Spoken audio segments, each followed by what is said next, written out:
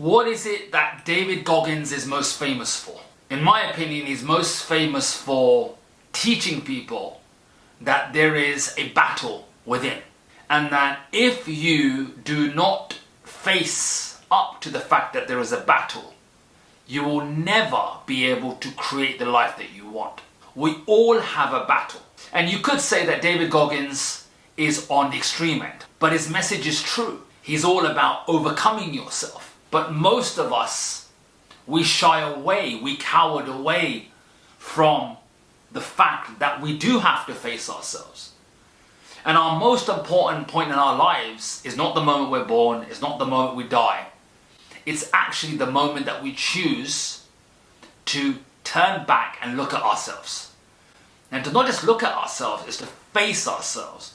And to recognize that there is no battle on the outside, it's within. Yet truth be told, I have often struggled to take on the message of David Goggins. And the reason that I have struggled myself is because the method of overcoming myself, the method of going to war, it's not really war, but for the purpose of this video, we'll call it a war.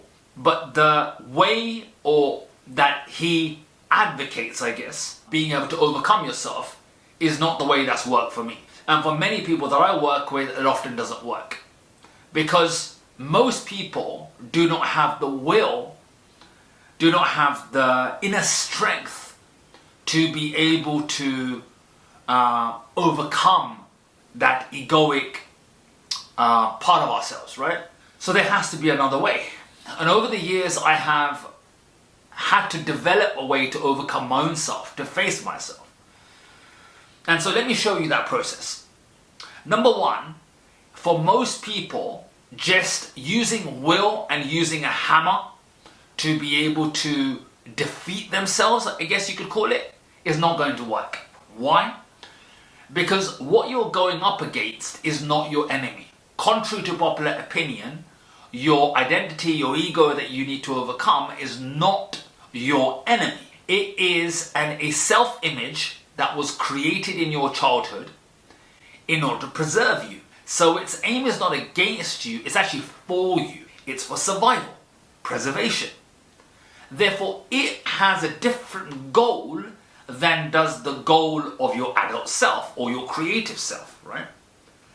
Its aim in some shape or form is preservation, right? In this case, it's often psychological survival. Not just physical survival, it's psychological. So therefore, the first step is to recognize the battle.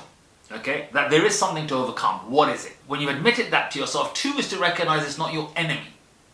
It just wants to preserve itself.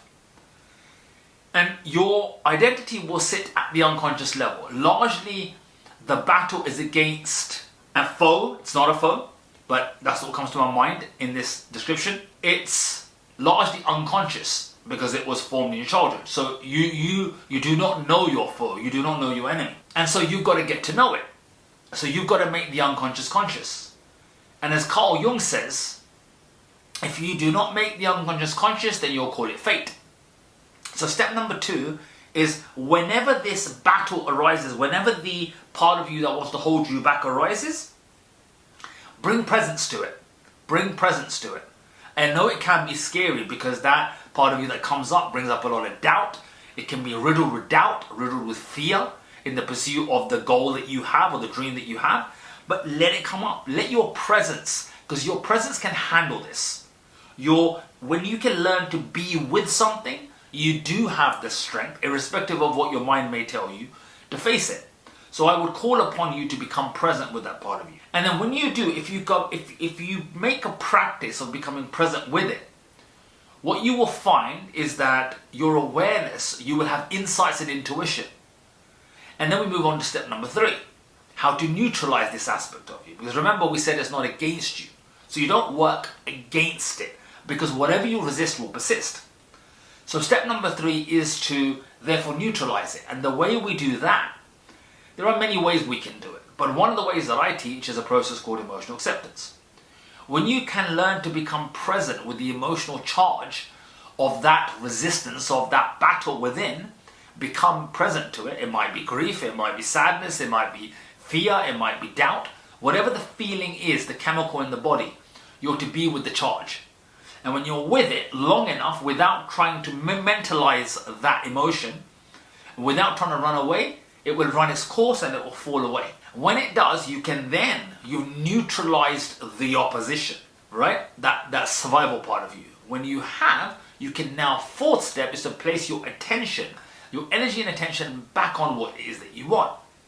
And then as part of this, you take the action that you need to take. That is the simplified version of what I teach. Because ultimately my game is to support you to become free so you can create an authentic life. But you won't do that if you do not learn to overcome yourself, the battle. So I hope this has served you. If it has, please do like, share and subscribe.